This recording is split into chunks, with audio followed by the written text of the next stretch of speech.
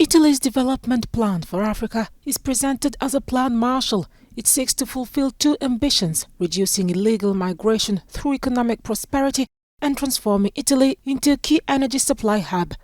If the head of the UN Migration Agency warned against scaling down rescue missions on the Mediterranean, she welcomed the summit on Monday. The fact that the conversation is not actually all about migration, but about how you drive better development outcomes, how you invest in green energy, how you invest in job training, that is a much more effective way of dealing with migration pressures than just talking about how do we stop people from crossing the Mediterranean. The Secretary General of one of the main non-profit Italian development foundations in Africa said the proposed Mattei plan would reduce migration only in the long term. The Mattei Plan decree already speaks of a 4-year horizon. We can consider this as a medium-term horizon, but to have an impact in African countries, especially from the point of view of education, meaning the training of new generations from an educational point of view, for that we need at least a 10-year horizon to have results. Then clearly in the short term you can activate tools to manage the migration phenomenon more than to contain it.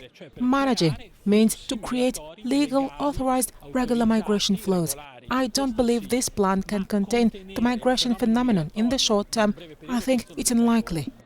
The African Union Commission Chair and the Deputy Chief of the United Nations insisted that changes were essential to realize the potential of Africa. At the halfway point of the 2030 agenda, progress on the Sustainable Development Goals is falling woefully short.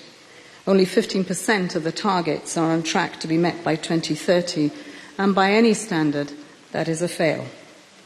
With our dynamic and booming youth population, our wealth of critical minerals, and the vast renewable energy prospects in Africa, Africa could become a clean energy powerhouse and a digital service centre and the next great manufacturing hub of the world. 24 African leaders were in Rome for the summit, the first major event of Italy's Group of 7 presidency.